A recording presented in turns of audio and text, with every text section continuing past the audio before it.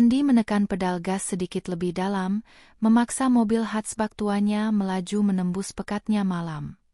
Lampu depan mobilnya menjadi satu-satunya sumber cahaya di bentangan Jalan Cendana, sebuah jalan pintas yang terkenal sepi dan dikelilingi hutan karet di kedua sisinya. Jam sudah menunjukkan pukul 1.30 dini hari. Ia baru saja menyelesaikan shift ganda yang melelahkan di pabrik percetakan di pinggiran kota. Aroma kertas, tinta, dan kopi dingin masih melekat kuat di indera penciumannya. Jalan Cendana adalah jalur tercepat menuju kontrakan sederhananya, tetapi juga yang paling menakutkan. Tidak ada lampu jalan, tidak ada rumah penduduk, bahkan sinyal ponsel pun seringkali lenyap ditelan rimbunnya pohon. Setiap kali melintas di sana, Andi selalu berdoa agar tidak terjadi apa-apa, bukan karena takut hantu, tetapi lebih karena takut mogok. Jika mobilnya bermasalah di sini, ia tahu ia harus berjalan kaki setidaknya 5 kilometer untuk menemukan bantuan. Angin malam berdesir kencang, membawa serta bau tanah basah dan daun kering. Andi memutar knop radio, mencoba mencari siaran yang bisa mengusir kesunyian, tetapi yang didapatkannya hanyalah suara kresek statis. Ia menghela napas, menyandarkan kepalanya sebentar di sandaran kursi sebelum kembali fokus ke jalan. Matanya terasa berat, kelopak matanya seperti ditarik oleh beban gravitasi tak terlihat. "Ayo, sedikit lagi, Andy," gumamnya menyemangati diri sendiri. Ia membayangkan kasur empuk di rumah dan secangkir teh panas yang bisa meredakan pegal-pegal di punggungnya. Sekitar 10 menit kemudian, saat mobilnya melewati tikungan tajam yang paling gelap, perhatian Andi tersentak. Sesuatu yang ganjil menarik pandangannya. Di kejauhan, tepat di tepi jalan, dekat dengan rimbunan semak yang tebal, ada warna yang mencolok yang seharusnya tidak ada di sana. Warna merah muda pudar, seperti sepotong kain atau pakaian. Andi mengurangi laju mobilnya hingga hampir berhenti. Pikirannya langsung dipenuhi keraguan. Apakah itu hanya sampah? Apakah itu perangkap? Jalan sepi seringkali menjadi tempat aksi kriminalitas. Jantungnya mulai berdebar lebih cepat. Ia memutuskan untuk melanjutkan perjalanan, berpikir itu hanya selembar plastik. Namun, baru beberapa meter maju, ia merasa ada dorongan kuat yang menahannya. Batinnya berbisik, bagaimana jika itu bukan sampah?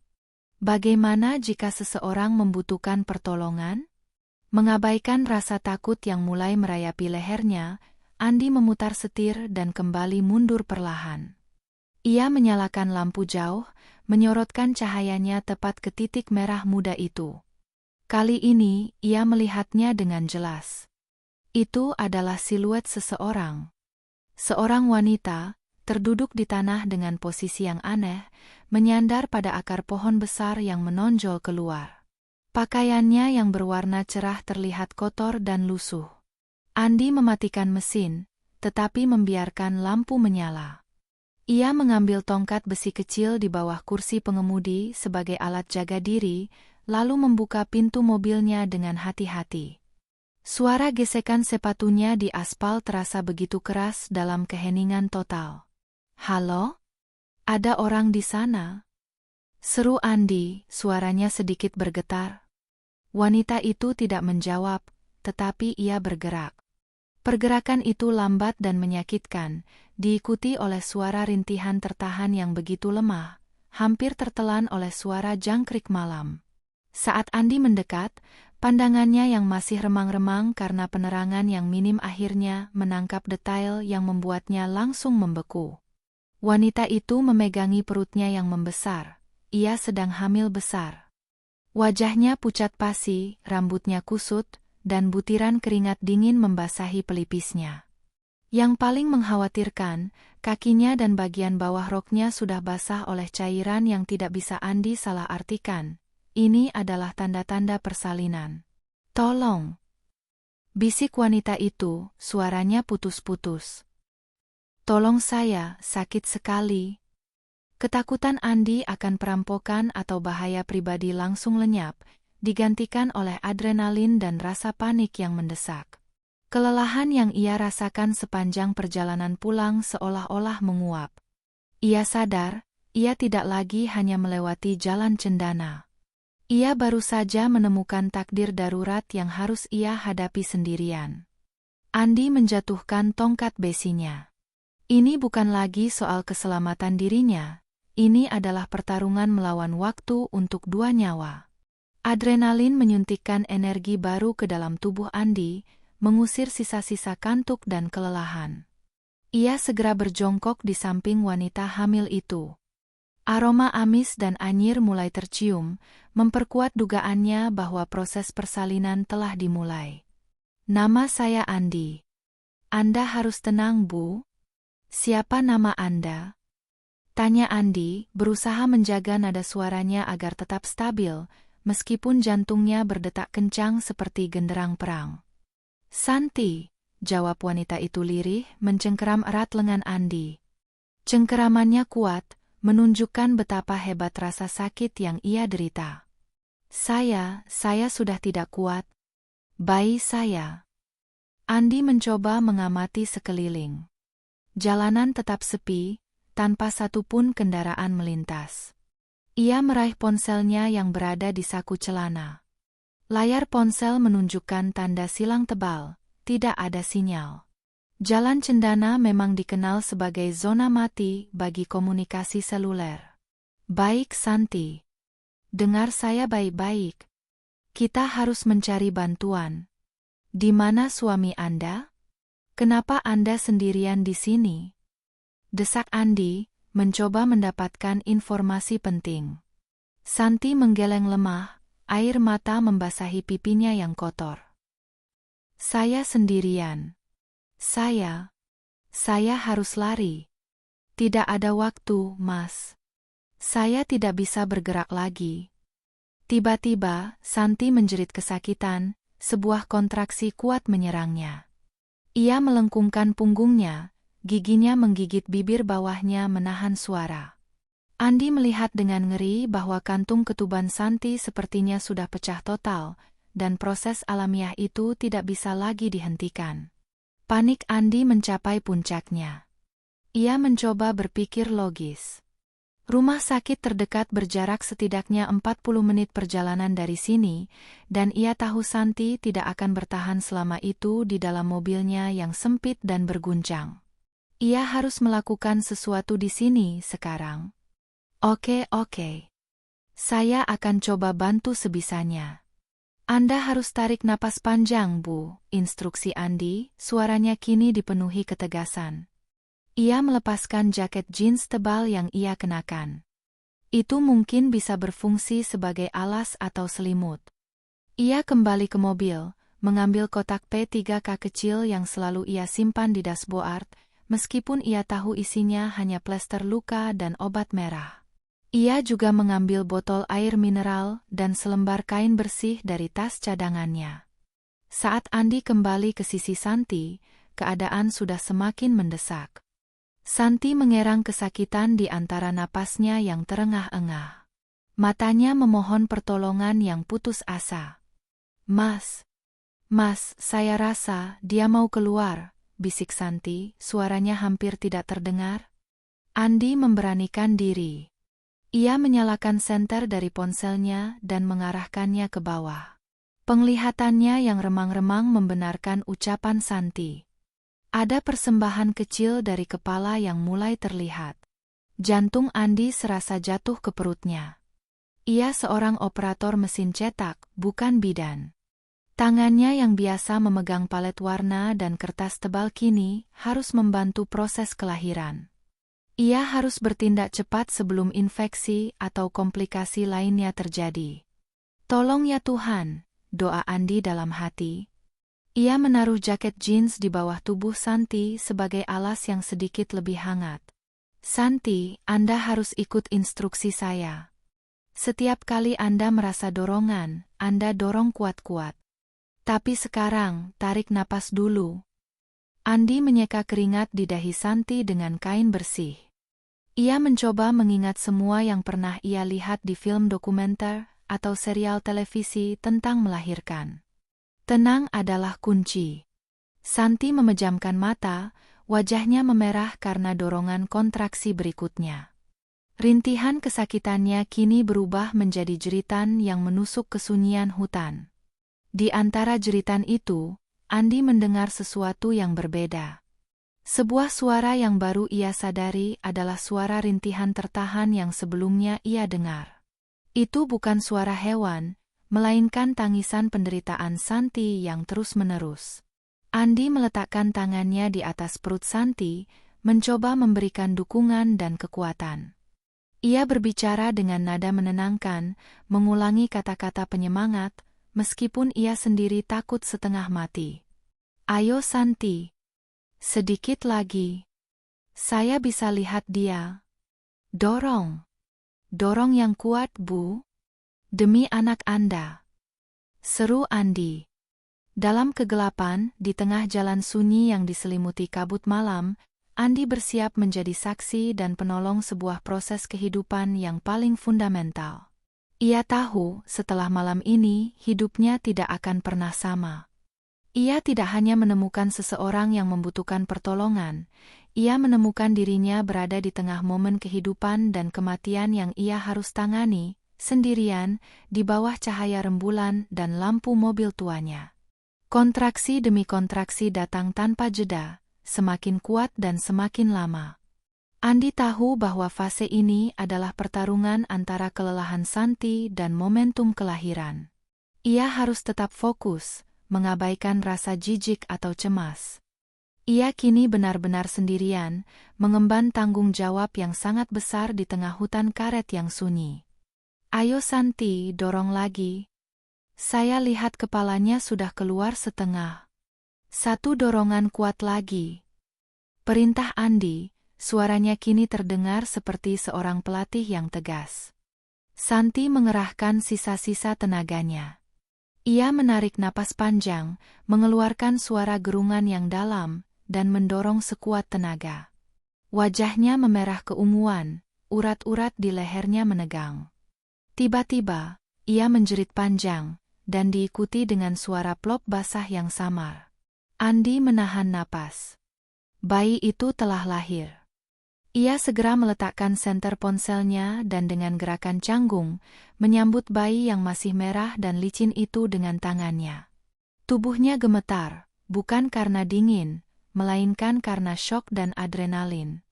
Ia membalikkan bayi itu sedikit, laki-laki. Bayi itu awalnya diam, hanya terbungkus dalam cairan ketuban dan darah. Keheningan itu mencekam. Andi panik. Ia tahu bahwa bayi harus segera menangis. Ia dengan lembut menepuk-nepuk punggung si bayi, sementara Santi terbaring lemas, hanya mampu melihat dengan mata berkaca-kaca. Menangis, nak, menangislah, bisik Andi dengan suara tercekat. Setelah beberapa detik yang terasa seperti keabadian, bayi itu mengeluarkan rintihan lemah, yang kemudian berkembang menjadi tangisan nyaring yang memecah kesunyian hutan. Itu adalah suara paling indah dan paling melegakan yang pernah Andi dengar seumur hidupnya. Tangisan itu adalah konfirmasi kehidupan. Air mata Andi menetes, bercampur dengan keringat. Ia segera membersihkan jalan napas bayi sebisa mungkin menggunakan kain bersih yang ia bawa. Ia meletakkan bayi itu ke dada Santi, kontak kulit ke kulit. Dia selamat, Santi. Anak laki-laki Anda selamat, kata Andi, suaranya penuh haru. Santi, meskipun lemas, tersenyum lemah. Ia memeluk bayinya, menenggelamkan wajahnya ke kulit kepala kecil itu. Kini, masalah berikutnya muncul, tali pusar. Andi hanya memiliki kotak P3K minim. Ia tidak punya alat sterilisasi yang memadai untuk memotong tali pusar. Jika ia memotongnya sembarangan, risiko infeksi bisa membahayakan nyawa ibu dan bayi. Kita harus segera cari bantuan, Santi. Tali pusarnya tidak bisa dipotong di sini. Saya akan coba telepon lagi, ujar Andi. Ia kembali mencoba ponselnya, berjalan beberapa langkah dari lokasi, berharap mendapatkan satu bar sinyal pun. Nihil.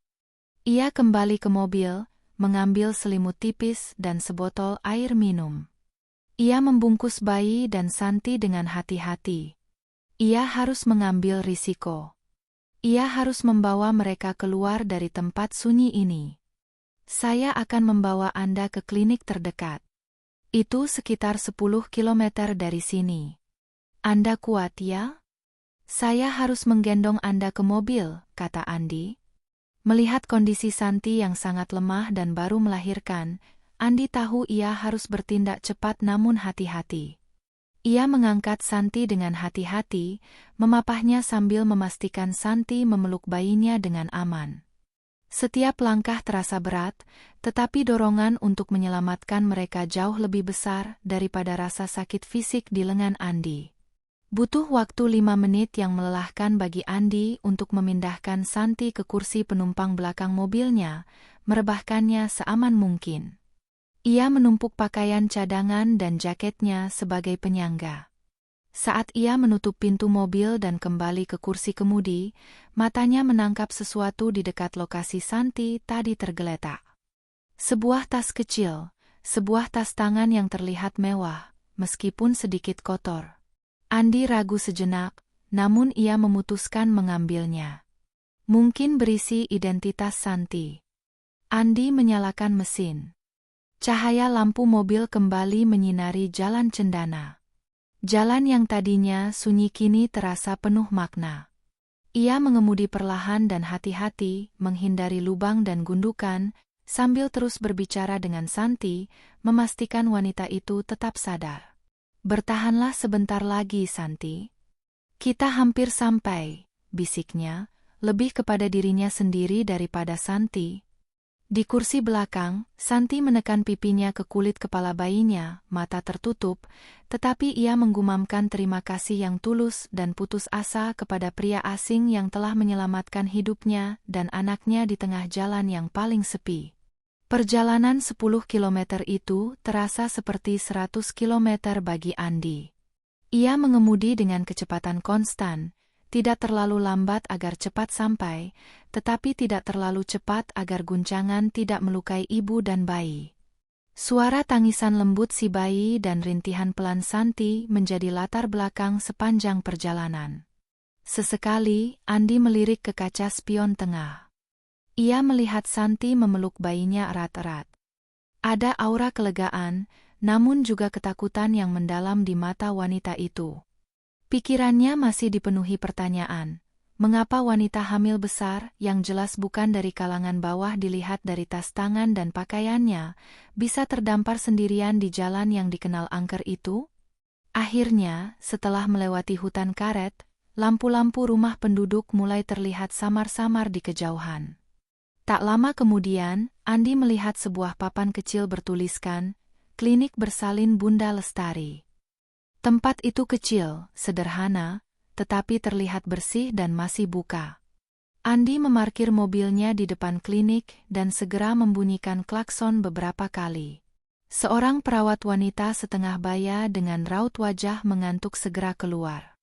Ketika melihat kondisi Santi dan bayinya, mata perawat itu langsung membelalak kaget. Tolong, dia baru saja melahirkan di jalan. Seru Andi panik, bergegas membuka pintu belakang. Perawat itu, yang ternyata sudah sangat berpengalaman, segera bergerak cepat. Ia memanggil bidan jaga dan beberapa asisten. Dalam hitungan menit, Santi dipindahkan ke atas brankar dan dibawa masuk ke ruang persalinan darurat. Andi hanya bisa melihat dari pintu masuk, tubuhnya lemas setelah semua adrenalin terpaksa keluar. Seorang bidan, Ibu Retno, menghampiri Andi. Anda suaminya? Syukurlah Anda cepat membawa mereka. Tali pusarnya masih terhubung, bagus. Tapi ibunya sangat lemah. Siapa nama Anda? Saya bukan suaminya, Bu. Nama saya Andi. Saya hanya menolongnya di jalan cendana. Namanya Santi, jawab Andi, napasnya tersengal-sengal. Ibu Retno mengernyitkan dahi, terkejut mendengar penuturan itu. Di jalan cendana? Ya Tuhan. Anda sungguh pahlawan. Baiklah, Andi, biarkan kami tangani Santi dan bayinya dulu. Anda sebaiknya duduk dan minum teh panas. Anda terlihat sangat shock. Andi menurut. Ia duduk di kursi tunggu yang dingin. Klinik itu tenang, kontras dengan suasana mencekam di pinggir jalan beberapa jam lalu. Ia mengamati tangannya, masih ada bekas darah yang mengering dan bau amis yang melekat. Ia merasa mual, tetapi diiringi rasa bangga yang luar biasa. Ia, seorang operator mesin cetak biasa, telah berhasil membantu menyelamatkan 2 nyawa. Setelah beberapa waktu, Ibu Retno keluar dengan wajah yang lebih lega. Alhamdulillah, keduanya stabil. Bayi laki-lakinya sehat, meskipun lahir prematur beberapa minggu. Santi sudah kami bersihkan, dan tali pusarnya sudah kami potong dengan prosedur steril. Ia membutuhkan istirahat total, jelas Ibu Retno. Syukurlah, gumam Andi, lega luar biasa. Apakah dia sudah bisa ditanya-tanya, Bu? Saya menemukan tasnya, mungkin ada identitas di dalamnya. Ibu Retno mengambil tas tangan mewah yang diulurkan Andi. Ia membukanya, memeriksa isinya. Di dalamnya ada dompet tebal, beberapa lembar uang tunai yang nilainya cukup besar, dan kartu identitas. Ini KTP-nya atas nama Santi Permata, kata Ibu Retno, membaca identitas itu dengan suara pelan. Dan alamatnya, ini alamat di perumahan elit di pusat kota. Agak jauh dari sini, dan jauh sekali dari Jalan Cendana. Andi merasakan firasat aneh yang semakin kuat. Seorang wanita dari kalangan atas, dengan uang yang cukup, melahirkan sendirian, melarikan diri, dan terdampar di jalan sepi yang jauh dari rumahnya. Ini jelas bukan kasus tersesat biasa. Bu, saya menemukan dia dalam kondisi seperti melarikan diri. Dia tidak mau bicara tentang suaminya. Apakah Anda bisa menghubunginya? Mungkin suaminya khawatir, usul Andi. Ibu Retno melihat ke kartu nama yang juga ada di dompet itu. Wajahnya langsung berubah tegang. Ia menarik Andi menjauh dari area resepsionis. Andi, saya rasa kita harus berhati-hati. Nama belakang suaminya, saya tahu ini terdengar seperti gosip, tapi saya rasa saya pernah mendengar nama ini. Mereka adalah keluarga yang sangat terpandang, dan suaminya memiliki posisi penting di pemerintahan daerah, atau setidaknya di perusahaan besar. Ini bisa menjadi kasus pelarian. Kita tidak boleh sembarangan menelepon. Malam yang seharusnya berakhir dengan tidur nyenyak kini berubah menjadi awal dari sebuah drama yang jauh lebih rumit daripada yang dibayangkan Andi. Ia tidak hanya menyelamatkan nyawa, ia mungkin baru saja menyelamatkan Santi dari sesuatu yang jauh lebih berbahaya. Andi menatap Ibu Retno, mencerna informasi yang baru saja ia dengar. Nama suami Santi, yang tidak disebutkan secara langsung, sudah cukup untuk menciptakan bayangan ancaman yang mengerikan. Jika Santi memang istri dari tokoh penting, apakah itu pejabat atau konglomerat, kehadirannya di Jalan Cendana sendirian di tengah malam sambil melahirkan adalah bukti kuat bahwa ia sedang dalam pelarian yang putus asa. Jadi, apa yang harus kita lakukan, Bu? Tanya Andi, suaranya pelan dan penuh kehati-hatian. Kita tidak bisa melaporkannya ke polisi biasa jika ini melibatkan orang berkuasa, kan? Ibu Retno mengangguk setuju. Kita harus merahasiakan ini, setidaknya untuk sementara, sampai Santi cukup kuat untuk bicara. Saya akan bilang kepada staf bahwa ia adalah pasien transfer dari desa terpencil yang kesulitan mencapai rumah sakit utama. Anda, Andi, harus pura-pura tidak tahu apa-apa jika ada yang bertanya. Andi merasa bahunya semakin terbebani. Ia baru saja menyelesaikan misi penyelamatan, dan kini ia harus menjalankan misi penyembunyian. Namun, ia tidak bisa meninggalkan Santi sendirian. Ada rasa tanggung jawab yang mendalam, terutama setelah melihat bayi mungil yang ia bantu lahirkan itu. Andi diminta menunggu lebih lama. Ia menggunakan waktu itu untuk mencuci tangannya hingga bersih dan berganti pakaian dengan kemeja ganti yang kebetulan ia simpan di tas kerjanya. Pikirannya melayang-layang. Siapa yang harus ia beritahu? Tidak ada. Ia hanya memiliki dirinya sendiri sebagai saksi dan pelindung. Sekitar pukul 5 pagi, setelah matahari mulai menyingsing dan suasana klinik mulai ramai, Andi diizinkan masuk untuk melihat Santi. Santi terbaring di ranjang sederhana, terlihat jauh lebih baik meskipun masih sangat lemah. Bayi laki-lakinya tidur nyenyak di sampingnya dalam keranjang bayi klinik. Begitu melihat Andi, mata Santi langsung dipenuhi rasa syukur yang tak terhingga. "Mas Andi," bisiknya pelan. "Saya tidak tahu bagaimana harus membalas kebaikan Anda. Anda menyelamatkan kami berdua." "Jangan dipikirkan dulu, Santi. Anda harus istirahat," jawab Andi mendekat. "Saya tahu Anda tidak ingin bicara, tapi saya harus memastikan Anda aman. Ibu Retno bilang suami Anda, dia orang penting?" Wajah Santi seketika berubah. Senyumnya lenyap, digantikan ketakutan yang dingin. Ia menggeleng keras. "Tolong Mas, jangan hubungi dia. Jangan beritahu siapapun saya di sini. Bayi ini, dia tidak boleh tahu tentang bayi ini." "Kenapa Santi? Apa yang terjadi?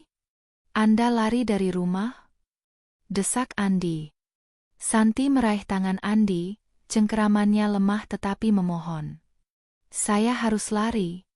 Saya tahu ini gila, tapi suami saya, Aryo, dia tidak menginginkan anak ini. Dia ingin menggugurkannya karena anak ini menghalangi rencananya. Ketika dia tahu saya tetap mempertahankannya, dia mengancam akan mengambilnya dari saya selamanya, atau bahkan yang lebih buruk. Dia mengurung saya, Mas. Saya kabur saat semua orang tidur." Andi tercengang. Cerita yang ia dengar melebihi dugaannya. Ini bukan sekadar konflik rumah tangga, ini adalah kisah pelarian dari ancaman serius yang melibatkan kekuasaan dan kekejaman. "Dia punya banyak koneksi, Mas. Dia bisa mencari saya kemana saja. Klinik ini terlalu dekat," kata Santi, air mata kembali menetes. Andi berpikir cepat. Santi benar. Sebuah klinik kecil seperti ini akan mudah ditemukan jika suaminya menggunakan koneksi untuk mencari jejaknya. Mereka membutuhkan tempat persembunyian yang tidak terdaftar secara resmi. "Baiklah. Kita harus memindahkan Anda. Saya punya sebuah kontrakan kecil. Sederhana, tapi lokasinya jauh dari pusat kota. Di gang kecil, tidak ada yang akan curiga," usul Andi. "Saya akan bicarakan dengan Ibu Retno, mencari cara agar Anda bisa keluar tanpa menarik perhatian." Santi terdiam sejenak, menimbang pilihan. Mengikuti pria asing yang baru ia kenal beberapa jam lalu terdengar berbahaya, tetapi kembali ke suami yang kejam jauh lebih menakutkan. "Saya percaya pada Anda, Mas Andi. Tuhan pasti mengirim Anda," kata Santi menghela napas pasrah. "Tapi, tolong janji, Anda tidak akan memberitahu siapapun tentang bayi ini." Andi mengangguk mantap. Ia merasa komitmen moralnya semakin kuat. "Saya janji. Sekarang istirahat. Biar saya yang urus detailnya," ujar Andi.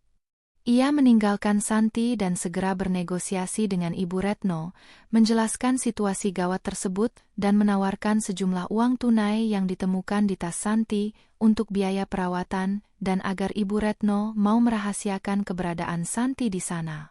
Misi penyelamatan telah bertransformasi menjadi misi penyembunyian. Andi tahu ia baru saja memasuki dunia yang sangat berbahaya, tetapi demi Santi dan bayi tak berdosa itu, ia memutuskan untuk mengambil risiko tersebut. Dengan bantuan Ibu Retno yang akhirnya bersedia membantu setelah mendengar keseluruhan cerita pelarian Santi, Andi menyusun rencana untuk memindahkan ibu dan bayi.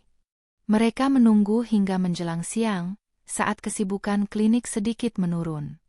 Ibu Retno mengatur ambulans sewaan yang tidak berlabel dan Andi membayar biaya klinik menggunakan uang tunai dari dompet Santi. Identitas Santi tetap dirahasiakan, dicatat di buku register klinik sebagai A. Dwinata dari luar kota. Tujuan mereka adalah kontrakan Andi di sebuah gang sempit, jauh dari jalan utama dan jauh dari pantauan mata publik. Kontrakan itu sangat sederhana, hanya memiliki satu kamar tidur, kamar mandi kecil, dan dapur mini. Setibanya di sana, Andi membersihkan kamarnya secepat mungkin, menggelar alas tidur yang nyaman, dan memastikan semua kebutuhan dasar Santi terpenuhi. Ia merasa malu dengan kesederhanaan tempat tinggalnya, yang sangat kontras dengan kehidupan mewah yang kemungkinan besar ditinggalkan Santi. "Maaf Santi. Tempatnya kecil. Saya akan tidur di ruang tamu," kata Andi cemas. Santi tersenyum lemah. "Ini sudah seperti istana, Mas. Setidaknya di sini tidak ada jeruji dan tidak ada ketakutan. Terima kasih." Selama 2 hari pertama, Andi mengambil cuti sakit mendadak dari pekerjaannya, beralasan ibunya sakit. Ia mendedikasikan dirinya untuk merawat Santi dan bayinya, memberi makan, mengganti popok kain yang ia beli di warung terdekat, dan memastikan Santi makan dengan baik agar cepat pulih. Ia menjadi asisten ibu, perawat, dan penjaga. Di tengah kesibukan itu, Andi mencoba mencari tahu lebih banyak tentang latar belakang Santi. Ia menyadari bahwa tas Santi tidak hanya berisi KTP dan uang tunai. Ada sebuah ponsel lama yang tersembunyi di dalam lapisan kain tas. Ponsel itu terkunci, tetapi Andi bisa melihat ada banyak pesan masuk yang belum terbaca.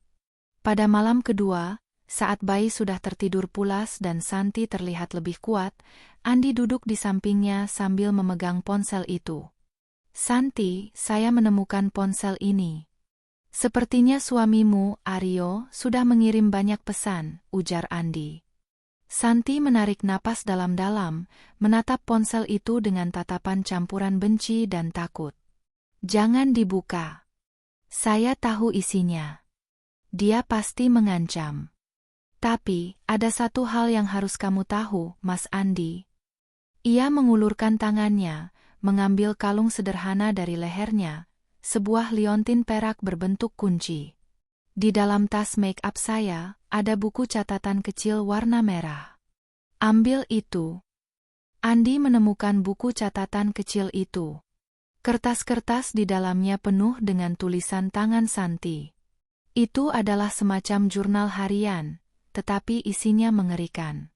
Santi menjelaskan, "Bayi ini, Mas, bukan hanya anak kami. Dia adalah pewaris tunggal atas aset keluarga Aryo yang sangat besar. Aryo adalah seorang pengusaha properti yang sangat berpengaruh dan licik.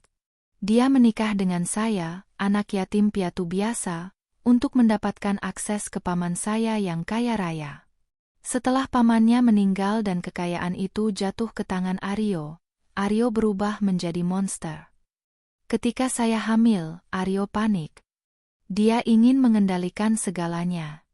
Ternyata, dia diam-diam sudah punya rencana untuk menikahi putri mitra bisnisnya agar bisa mengambil alih perusahaan ayahnya. Kehadiran bayi ini, anak laki-laki sahnya, akan merusak seluruh rencananya, karena bayi ini akan menjadi pewaris utamanya yang sah secara hukum, mengalahkan istri barunya nanti." Andi merinding. Dia ingin membunuh bayinya sendiri karena uang dan kekuasaan. Santi mengangguk, air matanya jatuh. Dia mengancam akan menyatakan saya gila dan mengambil bayi itu begitu lahir, atau bahkan lebih parah, menggugurkan bayi ini. Semua rencana dan aset tersembunyi Aryo, saya catat di buku merah ini, termasuk bukti-bukti kejahatan finansialnya. Ini alasan mengapa saya lari. Buku ini adalah jaminan hidup saya dan anak saya. Misteri di balik kisah wanita hamil di jalan sepi itu kini terungkap. Santi adalah seorang buronan yang membawa kunci rahasia kehancuran seorang penguasa gelap. Andi menyadari bahwa tindakan heroiknya di Jalan Cendana telah menariknya ke dalam pusaran konflik bernilai miliaran rupiah dan potensi bahaya yang mematikan. Ia tidak hanya menyembunyikan seorang ibu, tetapi juga sebuah bukti kejahatan. Ketenangan di kontrakan kecil Andi hanya berlangsung selama 3 hari. Selama waktu itu, Andi dan Santi membangun rutinitas baru, merawat bayi, berbisik-bisik merencanakan langkah selanjutnya, dan sesekali Santi menunjukkan bagian-bagian penting dari buku catatan merah itu kepada Andi. Semakin banyak Andi membaca, semakin ia yakin bahwa Aryo adalah pria yang sangat berbahaya, kejam, dan memiliki jangkauan koneksi yang sangat luas, termasuk di kepolisian dan birokrasi. Pada hari keempat, Andi terpaksa kembali bekerja. Ia harus tampak normal agar tidak menimbulkan kecurigaan.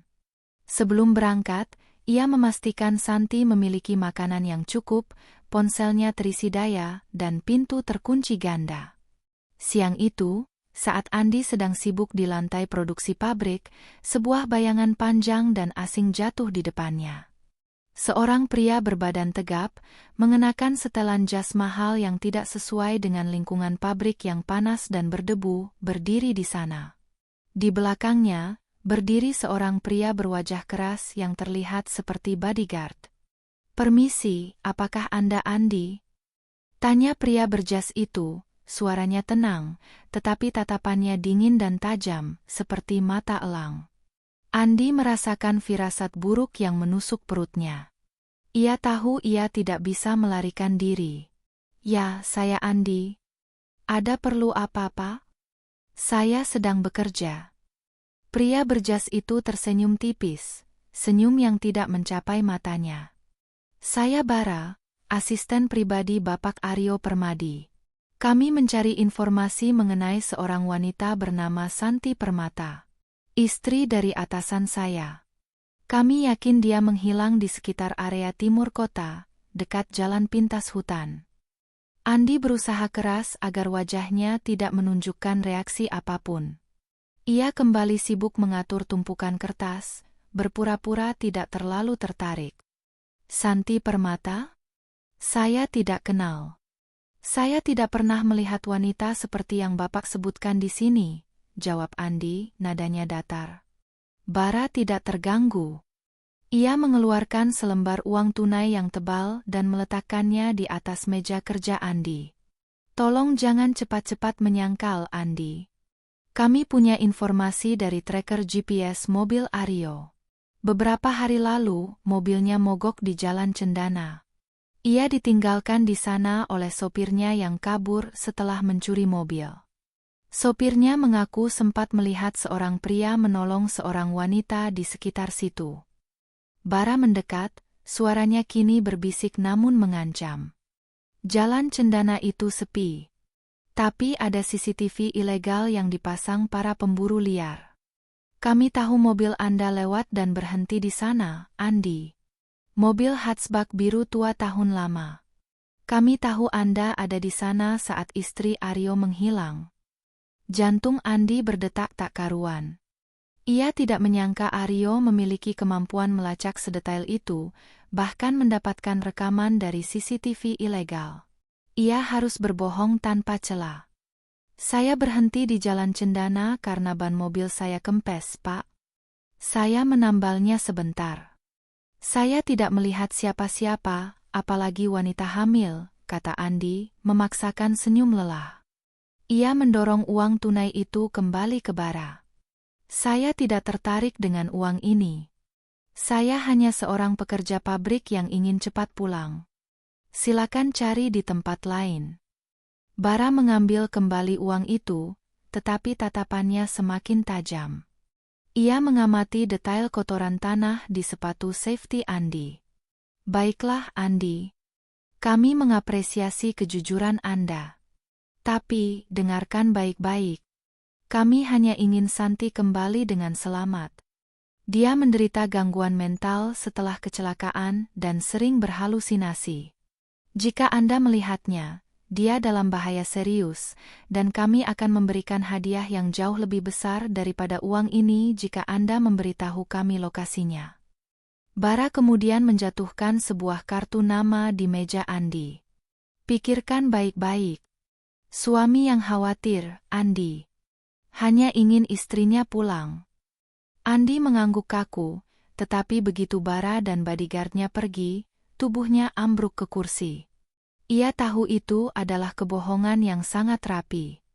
Aryo tidak khawatir, dia sedang memburu aset dan kelemahan terbesar yang dibawa Santi, bayi dan buku merah.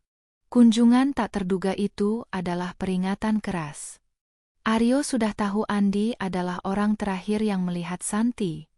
Sekarang, kontrakan kecil Andi bukan lagi tempat persembunyian yang aman, itu adalah target yang hanya menunggu waktu untuk ditemukan. Andi harus segera memindahkan Santi dan bayinya lagi sebelum Bara kembali, kali ini tidak hanya untuk bertanya. Keringat dingin membasahi punggung Andi, bahkan setelah Bara dan pengawalnya meninggalkan pabrik. Ia tahu, pertanyaan tadi adalah sebuah ultimatum berbalut senyum dingin. Aryo sudah tahu siapa dia, apa mobilnya, dan di mana ia terakhir terlihat. Andi tidak bisa kembali bekerja seolah-olah tidak terjadi apa-apa. Saya harus pergi sekarang juga, pikirnya. Ia segera mencari mandornya, mengarang cerita baru tentang kondisi ibunya yang memburuk secara mendadak, dan bergegas menuju tempat parkir.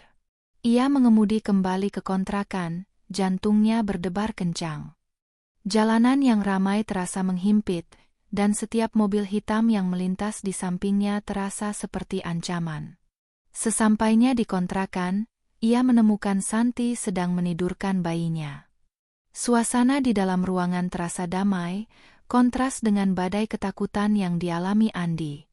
Santi, kita harus pindah. Sekarang, ujar Andi tanpa basa-basi. Santi, yang langsung menangkap nada serius di suara Andi, segera mengangkat kepalanya. Apa yang terjadi? Andi menceritakan tentang kunjungan Bara. Mereka tahu mobil saya ada di Jalan Cendana. Mereka tahu saya berhenti lama. Mereka bahkan menyebut soal CCTV ilegal. Mereka berpura-pura mencari istri yang sakit jiwa, tapi yang mereka cari adalah Anda dan buku merah ini. Santi langsung pucat. Ia memeluk bayinya erat-erat. Aku tahu ini tidak aman. Maafkan aku, Mas Andi. Aku membahayakanmu. Sudah tidak ada waktu untuk minta maaf. Kita adalah tim sekarang, potong Andi tegas.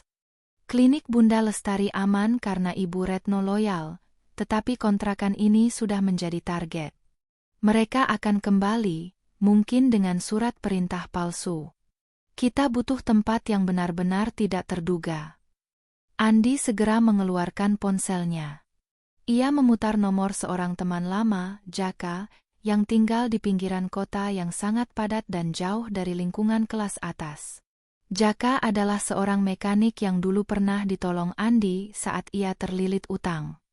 Jak, ini Andi. Dengar, aku butuh bantuan mendesak, dan jangan tanya apa-apa. Aku sedang dalam masalah besar yang melibatkan orang penting, bisik Andi. Apa rumah kosongmu di Jalan Meranti masih ada?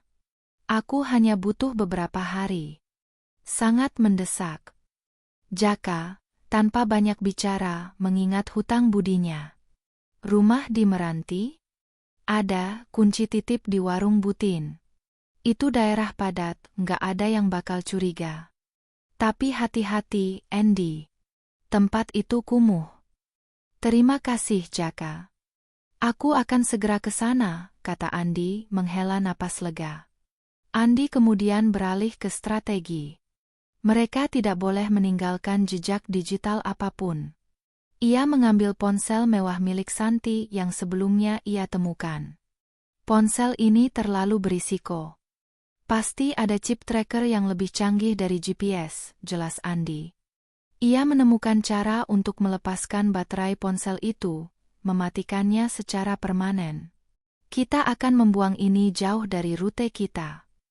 Kemudian, ia melihat mobilnya sendiri, hatchback biru tua yang Bara kenal persis. Mobil itu harus ditinggalkan. Kita naik taksi. Ini jauh lebih aman daripada mobilku, putus Andi. Mereka bersiap dengan tergesa-gesa. Andi menyamarkan Santi dengan kemeja longgar, jilbab sederhana yang ia pinjam dari Bu Siti, tetangga kontrakannya, dan kacamata hitam besar Santi. Bayi itu dibungkus erat dengan selimut tebal. Saat Andi memegang tas berisi buku merah, mereka melangkah keluar dari gang. Gang sempit itu langsung berhadapan dengan jalan raya yang cukup besar. Andi memanggil taksi online karena lebih mudah daripada mencari taksi biasa di sana. Ketika mereka berdiri di ujung gang, menunggu mobil datang, sebuah sedan hitam mewah, persis seperti yang dinaiki Bara, perlahan melintasi jalan di depan mulut gang, bergerak sangat lambat, seperti sedang berpatroli. Sembunyi, bisik Andi, menarik Santi dengan cepat ke balik gerobak warung mie ayam yang sudah tutup. Jantung mereka berdua berdebar kencang, takut suara tangisan bayi yang teredam akan terdengar. Sedan hitam itu berhenti sebentar di lampu merah di seberang jalan. Andi bisa melihat siluet kepala Bara di kursi belakang, seolah-olah ia sedang memindai setiap sudut. Setelah beberapa saat yang terasa sangat lama, sedan itu melaju pelan. "Ayo, taksi kita sudah datang," seru Andi. Mereka bergegas masuk ke taksi. Begitu taksi mulai bergerak, Andi berbalik dan melihat ke arah gang. Jauh di belakang, di mulut gang yang baru saja mereka tinggalkan, ia melihat Bara keluar dari mobilnya. Asisten itu berdiri di sana, menatap tajam ke arah kontrakan Andi, tangannya memegang ponsel. Bara terlambat. Hanya hitungan menit. Andi menyadari mereka baru saja memenangkan pertempuran kecil, tetapi perang yang lebih besar baru saja dimulai. Mereka kini menjadi buronan yang bergerak, dipersenjatai dengan satu-satunya hal yang paling ditakuti Aryo, kebenaran di dalam buku merah. Rumah Jaka di Jalan Meranti adalah labirin beton yang padat, penuh dengan jemuran, suara televisi keras, dan aroma masakan dari berbagai etnis. Lingkungan ini adalah antitesis dari kemewahan dan keteraturan yang biasa dinikmati Aryo. Di sini, Santi dan bayinya adalah anomali yang tidak akan menarik perhatian karena banyaknya orang asing yang lalu lalang. Jaka sudah menyiapkan kamar di bagian belakang rumahnya yang ditinggalkan, meskipun berdebu. Andi menghabiskan sisa malam itu untuk membersihkan tempat itu, sementara Santi beristirahat. Keesokan harinya, Andi harus menghadapi kenyataan bahwa ia kini sepenuhnya terlibat. Ia tidak bisa kembali bekerja. Jika ia muncul, Bara pasti akan menangkapnya dan menggunakannya untuk menekan Santi. Ia harus fokus melindungi Santi dan mencari cara untuk menyerang balik. Ia menelepon Jaka, berterima kasih, dan berjanji akan menjelaskan segalanya nanti. Ia juga menghubungi Ibu Retno, memastikan klinik tetap bungkam. Ibu Retno melaporkan bahwa ada 2 orang asing yang datang ke klinik, berpura-pura mencari pasien lama, tetapi karena catatan palsu sudah dibuat, mereka tidak menemukan apa-apa. Andi kembali mempelajari buku catatan merah Santi. Isinya adalah data keuangan yang sangat detail, skema pencucian uang, dan nama-nama pejabat yang menerima suap. Bukti ini tidak hanya akan menghancurkan karir Aryo, tetapi juga bisa menjebloskannya ke penjara untuk waktu yang sangat lama. "Santi," kata Andi, duduk di sampingnya saat bayi sedang menyusu. "Buku ini adalah senjata kita. Tapi kita tidak bisa hanya menyimpannya. Kita harus menyerahkannya ke pihak yang benar-benar bisa kita percaya, atau kita publikasikan." Santi menghela napas. Masalahnya, Aryo mengendalikan hampir semua saluran resmi di kota ini. Polisi, jaksa, bahkan beberapa media. Kita serahkan ke mereka, buku ini akan menghilang, dan kita berdua akan dituduh membuat fitnah gila, atau lebih buruk menghilang. Situasi ini menempatkan Andi di persimpangan jalan. Ia harus memilih. Melanjutkan pelarian, terus bersembunyi menghabiskan uang Santi, tetapi tanpa kepastian akan keamanan jangka panjang. Menghadapi Aryo, mencari cara untuk mempublikasikan bukti, meskipun itu berarti mengundang bahaya langsung. Malam harinya, Ponsel lama Andi yang selama ini ia diamkan tiba-tiba berdering. Nomor tak dikenal. Ia ragu-ragu, tetapi memutuskan untuk mengangkatnya. Halo? Andi. Bagus, kamu masih hidup. Suara di ujung sana dingin dan familiar. Itu adalah suara Bara. Napas Andi tercekat. Bagaimana kau mendapatkan nomor ini? Jangan meremehkan bos kami. Kami tahu di mana kamu tinggal, di mana kamu bekerja, dan kami akan menemukan kamu lagi, ancam Bara. Dengar, aku meneleksimu bukan untuk mengancam. Ini tawaran. Kami tahu Santi membawa sesuatu yang seharusnya milik Aryo. Kembalikan Santi dan asetnya itu, dan kami akan memberimu uang yang bisa membuatmu tidak perlu bekerja lagi seumur hidup. Aku tidak tahu apa yang kau bicarakan, balas Andi, mencoba terdengar tenang. Bara tertawa sinis. Jangan bodoh, Andi. Kami tahu kau punya buku merah itu. Itu bukan barang main-main. Jika buku itu bocor, bukan hanya Aryo yang hancur, tetapi juga beberapa orang penting yang sudah berinvestasi besar pada Aryo. Mereka tidak akan segan-segan mencari tahu siapa yang membocorkannya. Bara kemudian menjatuhkan bom yang menghancurkan semua ketenangan Andi. 2 hari lalu, kami mengunjungi rumah ibumu di desa, Andi. Ibumu bilang ia baru saja sembuh. Dia terlihat sendirian dan rapuh. Aku yakin kamu tidak ingin dia mendapat kunjungan lagi, bukan? Keputusan ada di tanganmu. Santi, bayi, dan buku itu, tukar dengan keselamatan keluargamu. Ponsel itu dimatikan. Ancaman itu nyata dan personal. Aryo tidak hanya mengincar Santi, tetapi juga kelemahan terbesar Andi, ibunya. Air mata Andi menggenang. Pilihan sulit ini kini menjadi pilihan hidup dan mati. Ia tidak bisa menyerahkan Santi setelah semua yang ia lalui, tetapi ia juga tidak bisa membiarkan ibunya dalam bahaya. Ia harus mencari solusi yang bisa melindungi semua orang, bahkan jika itu berarti ia harus menghadapi Aryo secara langsung. Ancaman Bara yang menyangkut keselamatan ibunya membuat Andi tidak bisa tidur. Ia tahu, bernegosiasi dengan Aryo hanya akan berakhir dengan kematian atau dipenjaranya ia dan Santi. Satu-satunya cara adalah menyerang balik dengan kekuatan penuh. Pagi-pagi sekali, Andi membangunkan Santi. Wajahnya tegang, menunjukkan keputusasaan yang luar biasa. Ia menceritakan ancaman yang baru ia terima, bahwa Aryo sudah mengetahui lokasi ibunya. Santi, kita tidak punya waktu lagi. Kita harus mempublikasikan buku ini, tetapi kita harus melakukannya di tempat yang terjamin keamanannya, kata Andi. Santi, meskipun takut, mengangguk. Aku tahu satu tempat. Mbak Rina. Dia adalah mantan rekan kerja suamiku yang dipecat karena menolak skema ilegal Aryo. Dia sekarang menjadi jurnalis investigasi independen yang sangat disegani di ibu kota. Aryo takut padanya karena dia tidak bisa dibeli. Masalahnya, kantor Mbak Rina berada di ibu kota, ratusan kilometer jauhnya. Perjalanan itu terlalu berisiko, terutama dengan bayi yang baru lahir dan Bara yang memburu mereka.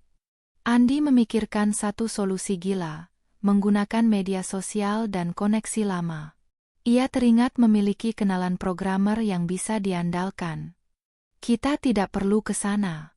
Kita akan mengirim buku ini ke Mbak Rina secara digital, dan kita akan menggunakan platform media sosial untuk memberitahu dia. Itu satu-satunya cara kita untuk mempublikasikannya sebelum Aryo menangkap kita, usul Andi. Ia menghubungi teman programmernya, Rico, yang bekerja di kota yang berbeda. Rico adalah seorang ahli keamanan digital. Andi hanya mengatakan dia sedang membantu seorang korban penggelapan dan membutuhkan saluran anonim yang aman untuk mengirimkan data sensitif kepada seorang jurnalis. Rico setuju, tertarik dengan tantangan anonimitas tersebut. Dalam waktu 2 jam, Riko berhasil membuat saluran komunikasi aman yang tidak bisa dilacak dan alamat email anonim untuk mengirimkan data. Andi kemudian dengan hati-hati memotret setiap halaman buku catatan merah itu dengan resolusi tinggi, mengompresnya, dan mengenkripsinya. Saat proses pengiriman data sedang berlangsung, Santi mencatat sebuah pesan terakhir kepada Mbak Rina, menjelaskan keseluruhan situasi dan di mana ia melahirkan. Ia juga menyertakan satu foto bayi yang sedang tidur di pelukannya. Masukkan ini, Andi. Foto bayi ini akan menjadi bukti bahwa Aryo ingin membunuh ahli warisnya sendiri. Itu akan menggerakkan publik dan media massa, kata Santi. Tepat saat Andi menekan tombol kirim, mengirimkan bukti kehancuran kerajaan Aryo, mereka mendengar suara mesin mobil yang berderit berhenti mendadak di ujung gang. Mereka datang, bisik Andi. Ia melihat ke jendela. Di sana, Bara dan 3 bodyguard lainnya sedang menyisir gang, bertanya kepada penduduk lokal. Andi meraih buku merah asli. Ia tidak bisa membiarkan bukti fisiknya jatuh ke tangan Aryo. Ia menyambar kunci motor Jaka dan memapah Santi, membawa bayi mereka. Kita harus pergi ke atap. Cepat. Mereka menaiki tangga reot ke atap rumah. Atap rumah di lingkungan padat itu saling terhubung. Mereka bisa melompat dari satu atap ke atap lainnya. Tepat ketika Bara mendobrak pintu rumah Jaka, Andi dan Santi sudah berada di atap kedua. Di sana. Kejar mereka. Teriak Bara. Pengejaran sengit terjadi di atas genteng. Andi, meskipun lelah dan takut, berlari dengan kekuatan super yang dipicu oleh naluri melindungi. Ia melompati celah, menahan Santi yang masih lemah, dan menjaga bayi mereka tetap aman. Saat mereka berhasil melompat ke atap terluar, yang berbatasan dengan jalan raya utama, mereka melihat mobil polisi berdatangan. Namun, itu bukan mobil Aryo. Itu adalah mobil resmi. Santi meraih ponselnya, Mbak Rina baru saja merespons. Jurnalis itu telah melihat buktinya dan segera menghubungi pihak berwenang di ibu kota yang tidak terikat dengan Aryo. Mbak Rina juga telah mengunggah screenshot penting dari buku merah itu di media sosial, memicu kegemparan publik. Pengejaran Bara terhenti seketika. Mereka panik, dikepung oleh polisi sungguhan yang datang dengan kekuatan penuh setelah berita itu viral. Bara dan anak buahnya tidak punya pilihan selain menyerah. Epilog.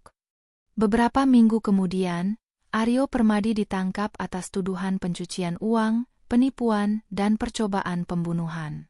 Kasusnya menjadi berita nasional, ditenagai oleh kesaksian Santi dan bukti yang tak terbantahkan di buku merah itu. Andi tidak hanya menjadi saksi kunci, tetapi juga pahlawan nasional bagi media yang pro-keadilan. Ia menerima tawaran dari sebuah LSM untuk bekerja di bagian logistik dengan gaji yang lebih baik. Santi dan bayinya aman. Santi menjual beberapa asetnya yang tersembunyi untuk memulai hidup baru. Ia menyewa rumah yang lebih baik dan menawarkan kepada Andi untuk tetap tinggal, bukan sebagai pelayan, tetapi sebagai rekan dan keluarga yang ia pilih. Andi tersenyum, melihat bayi laki-laki yang ia bantu lahirkan di malam sunyi itu, yang kini tertawa bahagia. Ia menyadari bahwa malam di Jalan Cendana telah mengubah nasibnya selamanya. Ia tidak hanya menyelamatkan seorang ibu hamil, ia menemukan keberanian, tujuan, dan sebuah keluarga baru yang terbentuk dari keberanian di tengah kegelapan.